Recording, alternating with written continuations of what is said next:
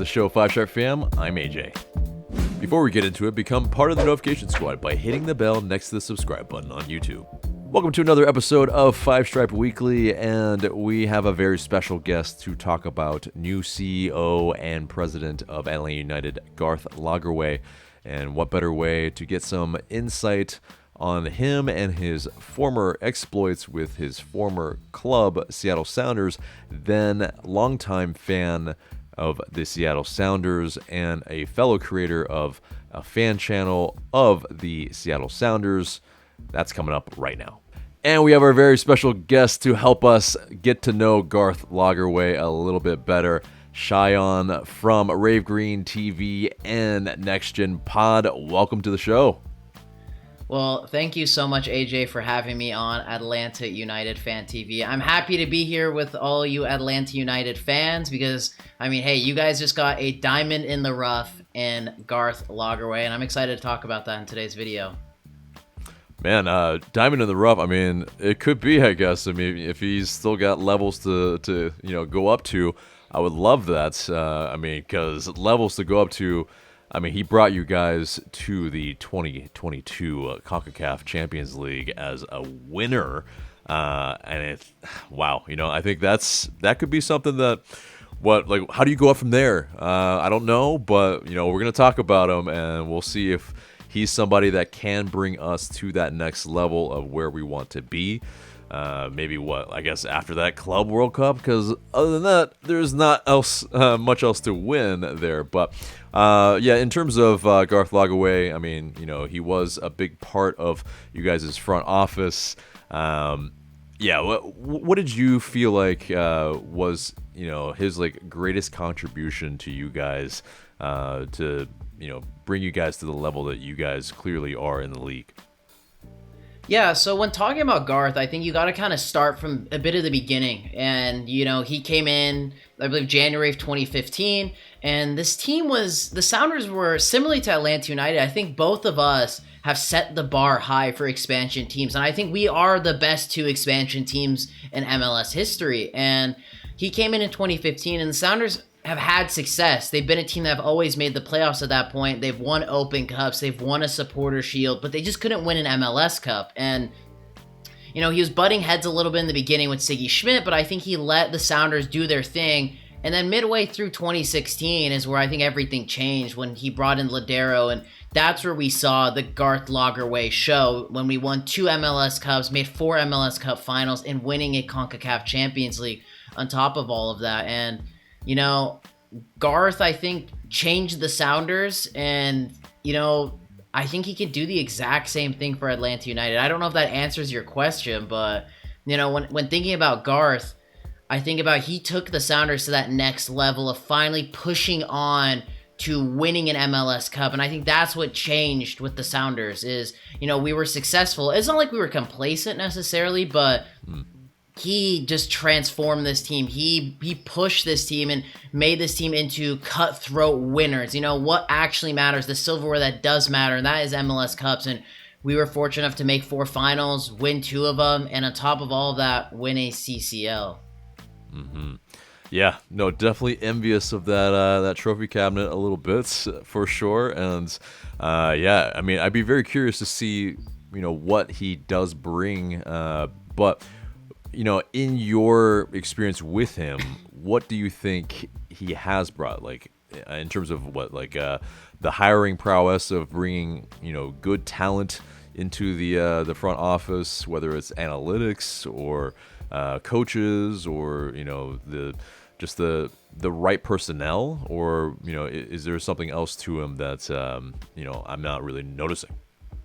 I think what he adds is ruthlessness. I know it's not necessarily what you were maybe hoping for, but sorry. But being able to be cutthroat, he gets rid of the deadwood when he sees sorry. He's able to get rid of deadwood and players that don't belong in this team if the numbers aren't hitting. It's similarly kind of maybe to the Moneyball situation. He knows he brings in the pieces that need to be brought in that will help build success, to gain you wins, to get you those points, to get you over the line, and to get you those trophies. And I think that's what he brings in. Is because, as I mentioned, the Sounders were successful, but there's almost like there's this missing piece of where's the networking, where's the ability to bring that missing piece, the piece that you need to be that franchise player, to be that guy that can win you MLS Cups, to put you over the edge, to make you as successful as you are. And I think a little bit of that personnel that he's brought in, because I don't think any player that Garth brought in, 90% of the time, he's hit. They do not miss. They've hit. And so I think that's where that ruthlessness, the cutting edge, to be cutthroat and to be like, you know what, if you're not good enough, I'm selling you the next season. And if I see something I want to get and I think that could help this team, I will do that for this team. Mm-hmm.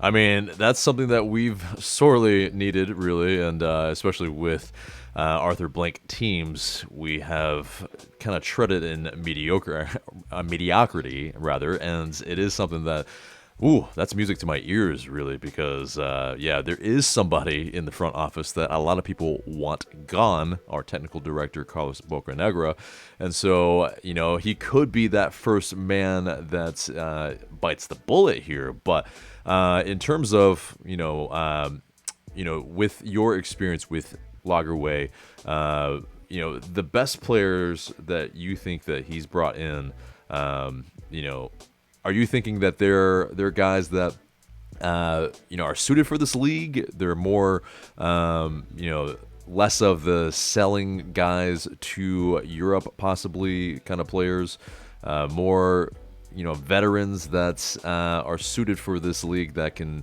put us over, put the Sounders over the top. But obviously, looking with the lens of Atl Utd, like, is that the type of player that he has a really good eye for? Like those, those guys that can just, put you over the top because he just knows this league really well. So I recently spoke to Luis Robles when I was in Qatar, and it seems like Garth has been a guy that he's mentoring a lot of people that want to get into the MLS industry. I apologize. Mm-hmm. And he's almost becoming a godfather of how to run an MLS franchise almost. He has become the godfather of, general managers in MLS, because everyone idolized the work that he did with Seattle. I guess that's with Salt Lake as well. I wasn't following, obviously, that closely back then because I was a lot younger. I didn't understand the ins and outs of this league. Mm-hmm. But with Garth, the players he brings in is... I actually want to say he kind of strays away a little bit from the MLS veteran-esque players. He likes bringing in someone, that has, something to prove when coming here to MLS. And he has had a wide variety of players that he has brought in. I think about his early days. He brought in Nelson Valdez, Andreas Ivanschitz, then the franchise man himself, Nicholas Ladero, and then the talisman Raul Ruiz-Diaz. And then recently, I think one that did miss was Liao Chu. And, a 90% hit rate is very good. And I think with him is he brings in someone that has a point to prove in MLS, has that pedigree a bit too, but will contribute to this team in the points that matter. And I think with Atlanta United, we saw great success from them up to 2018, but it seems like there's been that big falling off point, and obviously Carlos Bocanegra has been a big part of it because your team has a lot of dead wood. This team, it's stuck in this weird limbo of there's some really good diamonds in the roughs, but then there's just a bunch of, in my opinion, like Dom Dwyer,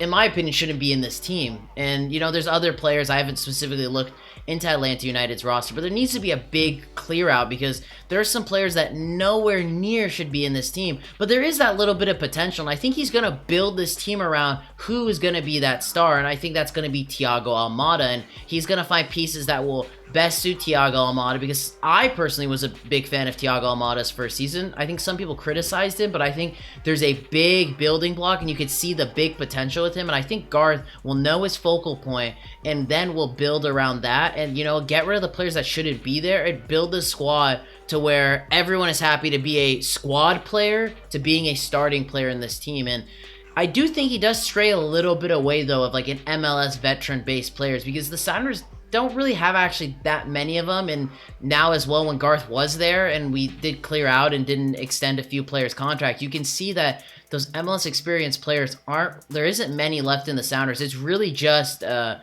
young players, and then on top of that, some of those European pedigree-esque players that we've seen the Sounders have success with. Mm-hmm. Well, yeah, no, definitely. That's you're absolutely right with the Deadwood that's in LA United. Although I wouldn't agree that Dom Dwyer is maybe one of those guys that he is a guy that he's probably been our best backup striker, maybe sans Brandon Vasquez that we've ever had, which isn't saying a lot, but it is definitely as a third string striker. I mean, we could do a ton worse with, I think, the 5 goals that he scored off the bench. So it is definitely, though, exciting to hear that, it's not, just the retreads from the league, but it's guys that have a point to prove.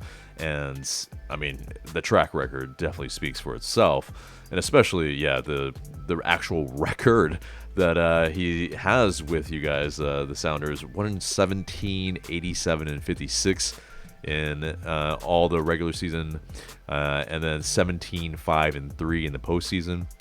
I mean, that's I would take that. I absolutely would take that every single year, and and throughout his tenure here. But for you though, I mean, obviously this probably is a pretty big big hole now in your front office. And in terms of why he left, he mentioned that he did butt heads with the front office a little bit, and that the CEO role, if he was looking for it at the Sounders, he was told he should look elsewhere.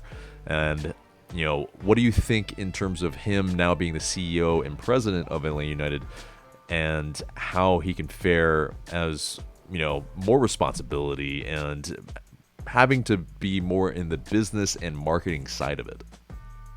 I think this is what Garth has always wanted in his career, when he's gone to this point of working in a management role for an MLS club. And I alluded to it a little early on back in 2015 when he first started. He did butt heads a little bit with Siggy Schmidt, and I don't know how true that is. Obviously, when Brian came in, Brian's more of a guy that let the management do what they want to do. I will play with the pieces that I get. I think he has a little bit of a say in it, but not as much compared to Siggy, because Siggy Schmidt was a guy that has a lot of power. I mean, he's arguably one of the greatest coaches in MLS history, if not the best, the second best, and doesn't really go any farther past that. And I think with Garth, I think he's going to love this role. He's going to relish in this role. And I think this is the guy that Atlanta United need, because I mentioned early on that you guys had great success in 2018, but it seems like everything's plateaued. You guys are in in the murky waters. You don't know what to do. What's the next move? How do we now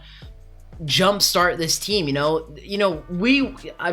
not make that Yu-Gi-Oh meme, but this LAFC success recently at winning the 2022 MLS Cup final, that should have been Atlanta United. This should be their second coming of winning an MLS Cup, because you had the pieces there, but it seems like everything has just gone so sideways for you guys. And I think Garth Lagerway is going to relish in this role, to have a team that has money, that has potential, that has the fan base that they do. If anything, Atlanta United is arguably like Sounders on steroids, with the amount of money that they're willing to spend, the fan base that they have. And so I think he's going to like this. If anything, I think Atlanta United played their cards right to give him more of a role, because I think this is what he wanted. Ooh, man. Okay, you are giving me chills right now. I am oh man, this is real good stuff, and I'm excited now, because definitely, there is future success to be had for both franchises, but obviously, us taking him away from you, that's got to be a tough blow. So in terms of the predecessor, not the predecessor, but the the person that is taking over for him, the vice president, is he a guy that you have confidence in to take the steed from Lagerwey and guide you guys into the next period of success? Yeah, so I haven't really looked much into Craig Weibel. As you mentioned, was already a part of the Sounders organization as a vice president, I believe, as you said. I haven't looked much into it because I was just recently in Qatar, so it's very much, and it's, as the time of recording, the World Cup's still going on, so I've very much been focused on that. But, he's had a press conference since his appointment. I am bummed out because if you asked me the question before I left, before the World Cup started, would you rather, like, say if this was even on the cards, would you rather keep Brian Schmetzer or keep Garth Lagerway? I would say I'd rather keep Garth Lagerway than keep Brian Schmetzer.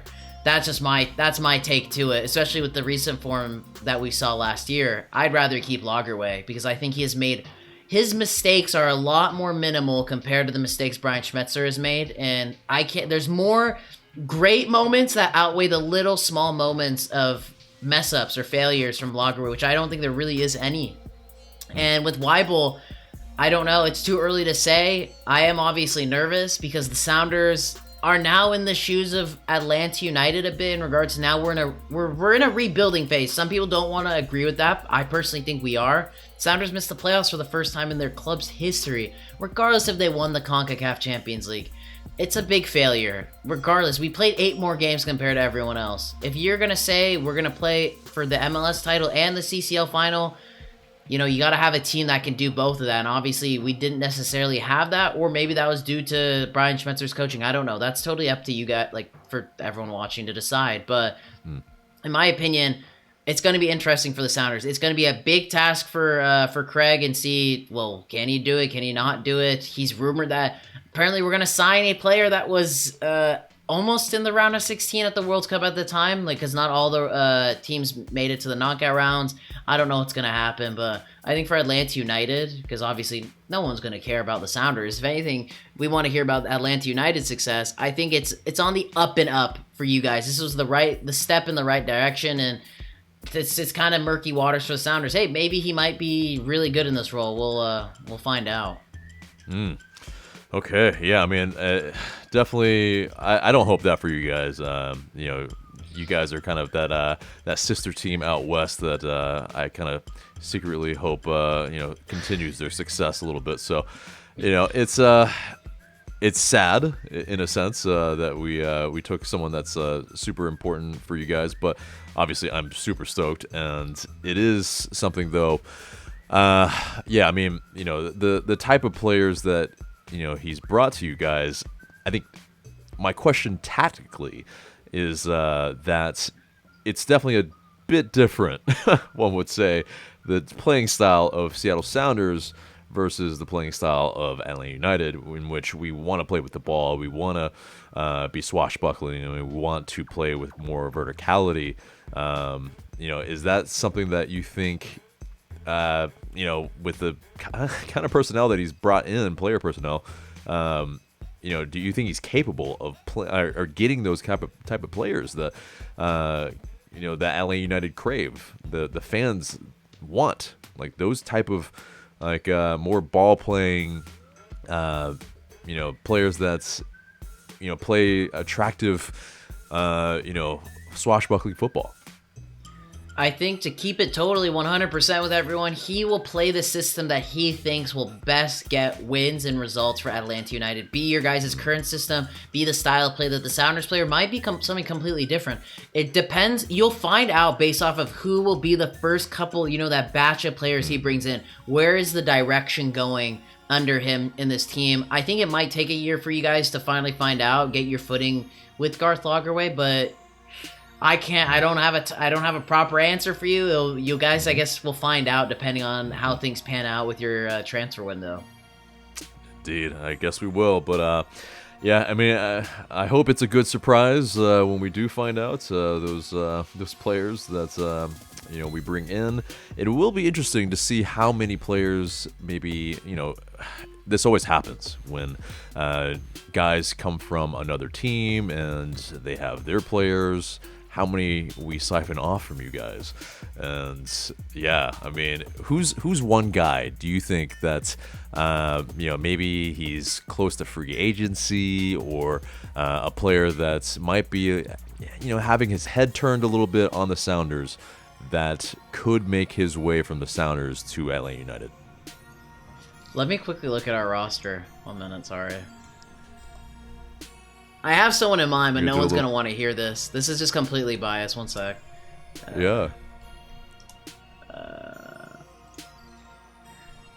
Shauyan doing a little quick research.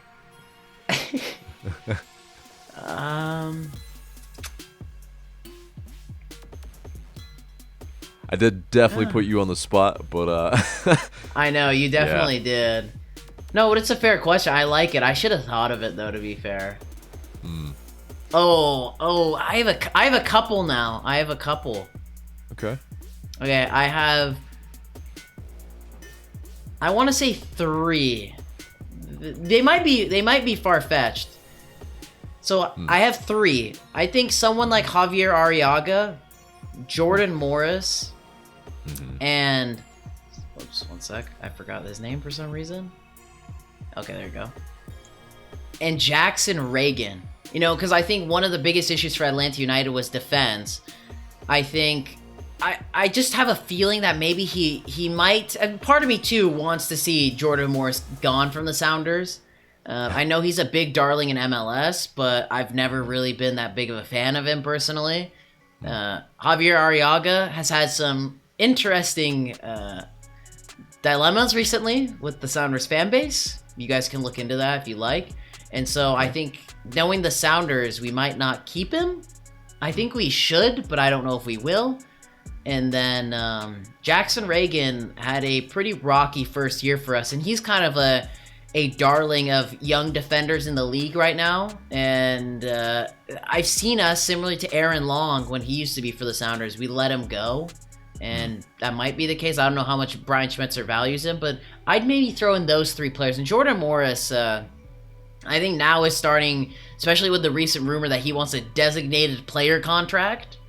If a team can give him that kind of money, might be Atlanta United, because I don't think the Sounders should even do that. But I don't know. I'd say maybe those 3 off the top of my head. Yeah, definitely was not the name that I wanted to hear, but what was the name you wanted to hear? Reed, yes, of course. No, but yeah, jokes. But Jordan Morris, that's the thing, right? He's played at left wing a lot, and I'm not really sure that we need a left winger now after we signed Derek Etienne. So, yeah, he's probably more of a striker. What do you think of him as a striker, though? Yeah, I think he's a little bit better in that position compared to a winger, because the thing is with Jordan is he doesn't use his left foot, and he can, but he actively chooses not to. And I think at striker he's a little bit better, but it's not saying much. And I think that might be a role that Atlanta United would maybe want, is someone that can get in behind, and to have someone like Thiago Almada. And oh, what a signing it was to get Etienne Jr. I said the Sounders should have signed him, but we didn't. And I think maybe he would be, if they were to sign him, it wouldn't be for that winger spot. I wasn't thinking that. I would think more of that striker role, because your guys' forwards for the most part are kind of old. So yeah, although Jordan Morris isn't a spring chicken either, but yeah, it seems like, okay, what you're saying, left foot is standing foot only, so okay, maybe not an exciting move for LA United, but yeah, either way, I mean, in terms of Lagerwey, let's just do a little like sum up in terms of the biggest miss for you. Like what's the one thing that you're going to miss from Lagerwey now that he's moved to LA United? I think the biggest thing that I'm going to miss about Garth Lagerway, this has been a nice video where I can let out all my frustrations and sadness. It's like a proper funeral for me here. And I appreciate if you're letting me have this moment. And yeah, I would say, with Garth is the thing that he added to us that he will probably add with you guys is being so cutthroat and being so honest, and he never beats around the bush, and he says how things should be and how things need to go. And I'm recently reading a book about the Sounders team in 2016, where if he saw dead wood in this team, and I think the snippet that they spoke about was when we had Chad Barrett, he just let him go regardless of the numbers. If he doesn't see a future, even if he puts out the numbers, next year, hey, we might have a drop off with him, or hey, there might not be any outlasting results, I'll get rid of him and I'll bring in someone that can put in that role. And he's just that guy. He's that cutthroat guy that, if he wants to get this team wins, he wants to win. He is a winner, and I'm gonna miss that. And right now with Craig Weibel, I'm thinking he's more of a soft teddy bear than he is a serial killer. which is the only case in which a serial killer is a good thing here, except if, I guess, if you're a fan of Dexter, I suppose. But yes, okay, I like it. Yes, that might be the title. Garth Lagerway is a serial killer. Serial killer. Okay, but I love it. Shauyan, always a pleasure with you, man. Definitely let the good people know where to find you for any future Seattle Sounders content and league content. Definitely let us know on the social medias where to find you. Yeah, guys, so if you want to check us out at Rave Green TV, just Instagram, Twitter, TikTok, YouTube, Rave Green TV, at RGTV, and for my other account, Next Generation Football, if you want to see a bit of World Cup coverage, match vlogs from some of the games I was at, and then general MLS stuff, and also talking about CONCACAF, check me out, Next Gen Pod, and then on YouTube, Next Generation Football. So just mainly go to us on YouTube, Rave Green TV, Next Generation Football, done and done. That's all you got to do. Love it. Yeah, definitely quality stuff over there, so check them out. But yeah, Shauyan, man, dude, thank you so much. Always a pleasure. So thanks again to Shauyan from Rave Green TV and Next Generation Pod. Always a pleasure, like I mentioned, and yes, top guy there.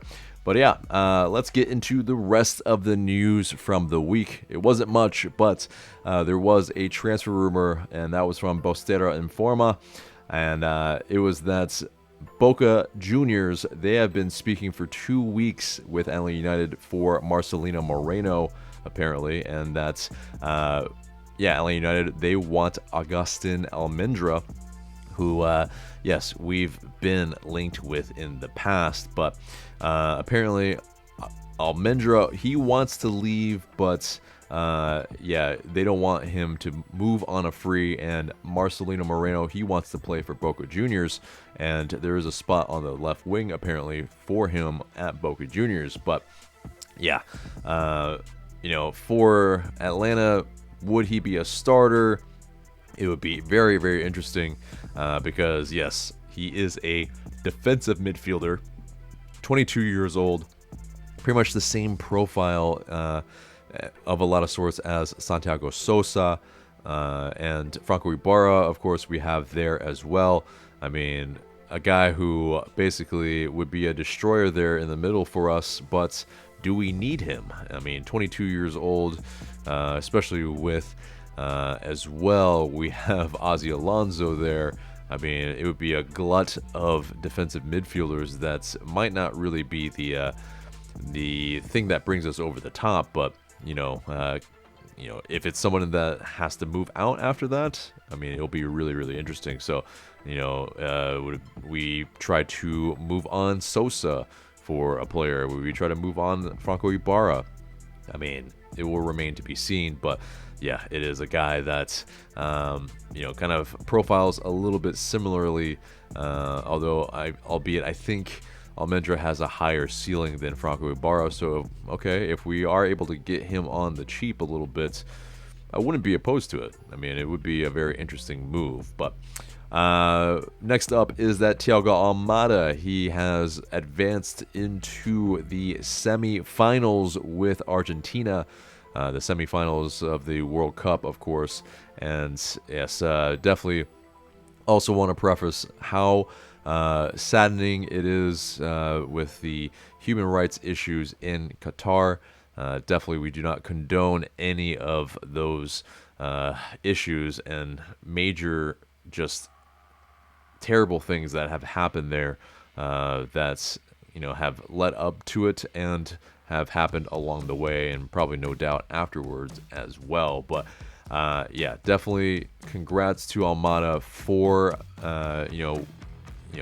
he has made the semifinals. That's awesome and amazing stuff. And Atlanta United player is in the semifinal of the World Cup. But of course, he's made that lone appearance, his debut so far. But hopefully he can make another appearance coming up. But of course, the U.S. men's national team unfortunately is out now. They lost 3-1 against the Netherlands in the round of 16. So yeah, it is a a sad sight here. And though, it is still a pretty good showing from the U.S. men's national team. Definitely opened some eyes to the U.S. soccer here in the United States. But yeah, that Final Four is set now. France versus Morocco, Argentina versus Croatia. It'll be very, very interesting, this World Cup. Will it be another, another World Cup, a back-to-back World Cups for France? Will Messi finally win one with Argentina? Will one of the more dark horses in Morocco and Croatia kind of make a breakthrough? I mean, that's 50-50 on kind of the definitely not what people would have had in their bracket or bingo card. But yeah, last bit of news is, yes, Grant Wall, a longtime and very well-known U.S. soccer writer, unfortunately passed away in Qatar. And it was definitely, under some strange circumstances. He was feeling a little bit under the weather the past kind of couple weeks he was there, but he collapsed in the press box, and unfortunately he has passed. And yes, our heartfelt condolences go to his family and friends. And yeah, definitely someone who has brought just amazing journalism, insight to the U.S. soccer in the United States, and not only the male game but also the female game as well. And yeah, definitely it is just harrowing news. But yeah, definitely our thoughts are with the Wall family. But guys, that is the episode. And pretty much everything except for the question of the day. And the question of the day is, what do you want Garth Lagerway's first move to be for Atlanta United? I have a feeling we might know what you might say, but you might surprise us in the comments. But surprise us in those comments below. Let's hear what you have to say. But guys, now that is the episode there and there. Remember to like, share, comment, subscribe. I've been AJ. Thank you so much for watching, and I will see you in the next video.